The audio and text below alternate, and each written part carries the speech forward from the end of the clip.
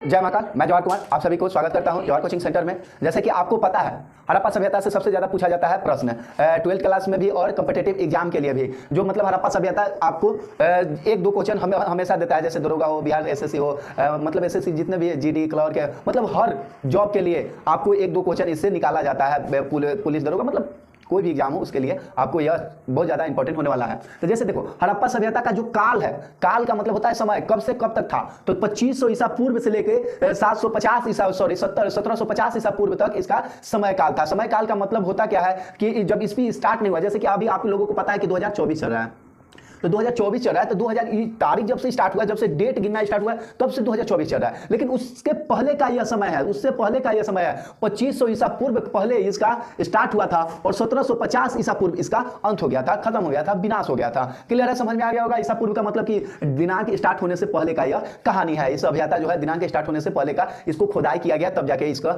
बारे में जाना गया। तो इसका खोज किसने किया? राय बहादुर दया साहनी ने इसका खोज किया। कौन किया? राय बहादुर दया साहनी। क्लियर है, कोई दिक्कत नहीं, इसका खोज स्टार्ट करवाया। अब इसमें बंदरगाह भी मिला। बंदरगाह का मतलब होता है कि व्यापारी करने के लिए जो नाव पानी जहाज आपके डेट में हो गया, उस टाइम नाव था, तो नाव से जो आदमी यहाँ से इस देश से उस देश, इस शहर से उस शहर जो सामान ले जाया करते थे, बहुत सारे सामान जितने भी, जैसे कि आपको पता है कि हड़प्पा सभ्यता में सबसे ज्यादा जो मतलब कि सामान बनाया जाता था, शीशा का गिलास, एक से एक डिजाइनिंग सामान बनाया जाता था, तो उसको अनाज भी उगाया जाता था। तो कहने का मतलब है उसको ले जाया जाता था नाव से। जो बंदरगाह कहाँ था? बंदरगाह जो था हमारा लोथल एक जगह है, हड़प्पा सभ्यता की एक लोथल जगह है जहाँ पे बंदरगाह था इसका। अब इसकी लिपि जो थी, लिपि का मतलब होता है बातचीत करने का, जो लिखने का जो कार्यक्रम होता था, तो चित्रात्मक था। लिपि उसका चित्रात्मक था। समझ में आया? लिपि जो था क्या चीज था? चित्रात्मक, चित्र के जरिए उसको समझाया जाता था, बताया जाता था। अब उसका मिठास का मतलब क्या होता है? तो हड़प्पा सभ्यता में जैसे कि अभी के डेट में हम लोगों के चीनी जो होता है, गुड़ होता है, मीठा जो मतलब कहते हैं, तो कहने का मतलब ये मिठास है। तो उस टाइम जो मीठा चीनी का प्रयोग नहीं होता था, तो उस टाइम शहद था। शहद जो मधुमक्खी के मतलब कि एथी से निकाला जाता है, छाता से निकाला जाता है, जो कि बहुत ज्यादा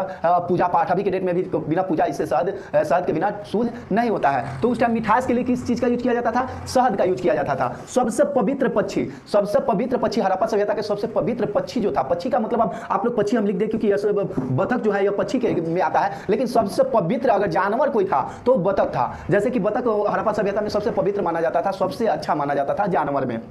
जोते हुए खेत कहाँ मिले थे? तो कालीबंगा। जोते हुए खेत का मतलब होता है उस टाइम भी हल चलाया जाता था, बैलों से खेती की जाती थी, बैलों से खेती का मतलब कि वहां पे जोता जाता था खेत। तो सबसे पहले जो मिला था वहां पे कालीबंगा एक जगह है, हड़प्पा सभ्यता में कालीबंगा एक जगह है, वहां पे मिला था। तो कालीबंगा का अर्थ क्या होता है? कालीबंगा का अर्थ होता है काली चुड़िया। कालीबंगा का अर्थ होता है काली चुड़िया। वहां पे सबसे ज्यादा प्रचलित था काली चुड़िया, अब इसीलिए कालीबंगा जो था उसका नाम पड़ा था। और जोते हुए सबसे पहले ज्यादा मतलब जोता हुआ खेत कहाँ मिला था? तो कालीबंगा में मिला था। अब अन्नागार का मतलब क्या होता है? अन्नागार का मतलब होता है वहां पे अनाज रखने के लिए एक घर बनाया गया था, एक अलग डिजाइन का घर, वहां पे चबूतरा भी बनाया गया था, मतलब एक अजीब तरीका से उसको रिक्वायरमेंट किया गया था, जो कि आज के जमाने में भी उस चीज को देखने को मिलता है, जो कि पहले हमारे पूर्वजों का बनाया गया यह सभ्यता था। अब बताइए, आप खुद समझिए कि बहुत पुराना चीज जो वे लोग यूज कर चुके हैं वही आज हम लोग भी यूज करते हैं। जैसे कि वहां पे नाली बनाने की जो स्थितियां थी, एक अजीब ढंग से नालियां बनाया गया था, जो कि आज भी लोग उसी तरह से नालियां बनाते हैं। बिल्डिंग भी बनाए थे, मतलब कि वहां के महल भी मिला है, एक से एक मिला है, जो कि मतलब अलग भवन का निर्माण, शहर गली, मतलब कि जिस तरह से अभी के डेट में आपको मिलता है उसी तरह से वहां पे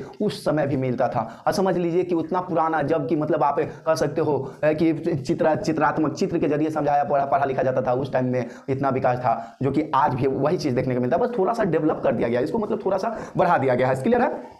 चलिए, अन्नागर का मतलब अन्नागर कहाँ मिला था? तो मोहनजोदड़ो। तो मोहनजोदड़ो आपको समझ में आ गया, मोहनजोदड़ो में अन्नागर भी मिला था और स्नान घर भी मिला था। स्नान घर मतलब कि पवित्र स्थान पे नहाने के लिए, मतलब कि पूजा पाठ के लिए जो स्नान घर भी था वो मोहनजोदड़ो में ही मिला था। समझ में आ गया? तो अन्नागर भी कहाँ मिला था? मोहनजोदड़ो। स्नान घर भी कहाँ मिला था? मोहनजोदड़ो। जो कि मतलब कि अन्नागर का यूज आदमी पूरा जितने भी किसान थे, खेती होता था, वहाँ पे अनाज उगाया जाता था, तो उसको इस घर में लाकर रखा जाता था। और जब आपातकाल समय, मतलब कि जब वहाँ पे भूकंप आया, बाढ़ आया, मतलब खेती फसल अच्छा नहीं हुआ, तो इससे निकाल के उसको पूरे देशवासियों को, मतलब कि हड़प्पा सभ्यता, सिंधु घाटी सभ्यता वासियों को दिया जाता था, ताकि वह अच्छा से अपना जीवन यापन कर सके। अब वहां का जो मुख्य फसल था, हड़प्पा सभ्यता या सिंधु घाटी सभ्यता का जो मुख्य फसल था वो गेहूं और जौ था। गेहूं और जौ, गेहूं और जौ वहाँ का मुख्य फसल था। जो आज के डेट में भी गेहूं सबसे ज़्यादा मुख्य फसल है। गेहूं एक ऐसा फसल है जिसमें प्रोटीन भी अच्छा मात्रा में मिलता है और सबसे ज़्यादा कि यह निरोगी फसल है। जैसे कि आज के डेट में चावल जो है चावल तो मतलब बेस्ट है, अच्छा है, लेकिन गेहूं से अच्छा आप इसको नहीं मान सकते हो, क्योंकि चावल एक मतलब कि ज़्यादा खाने से बहुत सारे रोग भी उत्पन्न होते हैं, लेकिन गेहूँ जितना भी खाओ, कुछ भी खाओ, कितना भी खाओ, इससे रोग नहीं उत्पन्न होता है। और जौ भी एक बहुत बढ़िया फसल है। इसको मतलब हम लोग मतलब सबसे ताकतवर फसल में भी गिन सकते हैं। जौ, मक्का, ये सब जितने भी फसल है, चना, ये सब ताकतवर फसल होते हैं। इसको मतलब अगर आप थोड़ा थोड़ा ही खाओगे तो बहुत ज़्यादा एनर्जी आपको मिलेगा। चलिए इसके बाद हम लोग पढ़ते हैं मनके भी वहाँ पे लोथल और चनहू दरों में मिला था। चनहू दरों और मतलब कि लोथल में यहाँ पे मनके वहाँ पे एक से एक जो बनाए गए थे चित्रकारी जो थे वहाँ पे मिला था। उसके बाद देखो मोहर। तो हड़प्पा सभ्यता में मोहर जो था सेलखरी पत्थर का बना था, सेलखरी पत्थर। अब हड़प्पा सभ्यता का मोहर जो बना था सेलखरी पत्थर का बना था, और इस सेलखरी पत्थर से बना था, और इसमें जो कांची का चित्र था, तो हड़प्पा मोहर में कुछ ना कुछ तो होनी चाहिए, तो उसमें एक सींग के पशु का चित्र था, एक सींग वाला पशु का चित्र था। और इसको इस सेलखरी पत्थर को एक और नाम से जाना जाता है, जिसका नाम सॉरी उसके लिए जैसे इसका नाम जो था सटेलाइट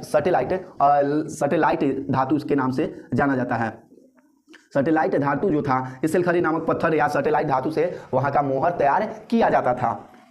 वहाँ पे पूजा किसकी की जाती थी? तब मातृ देवी की पूजा वहाँ पे होती थी। मातृ देवी का मतलब होता है आज के भी जमाने में देख लो कि भूमि पूजन होता है, तो वहाँ पे भी मातृ मतलब कि धरती माता की पूजा की जाती थी, जो कि आज के ज़माने में कहीं भी आदमी भूया बाबा, जैसे कि हम बिहार में सबसे ज़्यादा ये सब भी माना जाता है। अदरवाइज कहीं पर भी देखो तो कोई भी पूजा स्थान जो कराता है, आदमी घर बनवाता है तो उसको भूमि पूजन करवा के नया घर का स्थापना कराता है, तो मतलब वही भूमि पूजा वहाँ पर भी मातृ देवी के नाम से प्रचलित था। अब वहाँ में पशु के जो पूजा होता था, पशु के तो सांड के पूजा होता था। सांड जो कुबर सांड नहीं होता, जो समझ सकते हो, आप कह सकते हो कि बछा बैल का जो होते हैं, शंकर भगवान जो मतलब वास करते हैं, शंकर भगवान की जो सवारी है, बसाव है, उसी को बोलते हैं कुबर मतलब उसका पीठ पे जो मतलब एक टिल्ला की तरह, मतलब उसका पीठ पे एक टिल्ला की तरह जो उगा रहता है उसको बोलते हैं। तो वही उनका मतलब कि उस टाइम भी पशु में पूजा होता था उनका। अभी इस सब जानने के बाद आपको पता होना चाहिए कि आखिर इसका विनाश होने का रीजन क्या हुआ। तो इसका विनाश जो हुआ था, इसका विनाश जो बताया जाता है, कभी बताया जाता है कि बाढ़ के जरिए हुआ था, या कभी अग्निदाह के जरिए भी हो गया था। अग्निदाह के भी जरिए हो गया था, और मतलब कि बाढ़ के भी जरिए हो गया था। तो आप कह सकते हो बाढ़ भी हो सकता है इसका कारण, भूकंप भी कितना लोग बोलते हैं। मान लो जिसका कोई व्यक्ति मतलब कि इस सभ्यता का आदमी नहीं जीवित है, इसके बारे में इसको खुदाई करके निकाला गया कि हाँ है, ये सब सारी चीज़ें जितने भी हम लोगों को पता चला, एक खुदाई के जरिए पता चला, तो हम लोगों को मतलब कि अनुमाने लगा सकते हैं कि हाँ क्या हुआ था, इनके साथ जो हुआ था, तो आखिर हुआ क्या था। तो जैसे कि यहाँ पे बाढ़ के जरिए बताया जाता है, अग्नि के दाह के जरिए बताया जाता है, और भूकंप के जरिए बताया जाता है कि खत्म हुआ है। और मतलब यहाँ पे सबसे ज़्यादा जानने वाली चीज़ है 2500 ईसा पूर्व से लेके 1750 ईसा पूर्व तक जो है सभ्यता काल, इसका सभ्यता काल है। खोज जो हुआ था किया था राय बहादुर शाह दया साहनी, जो इसका खोज किया था। बंदरगाह जो था लोथल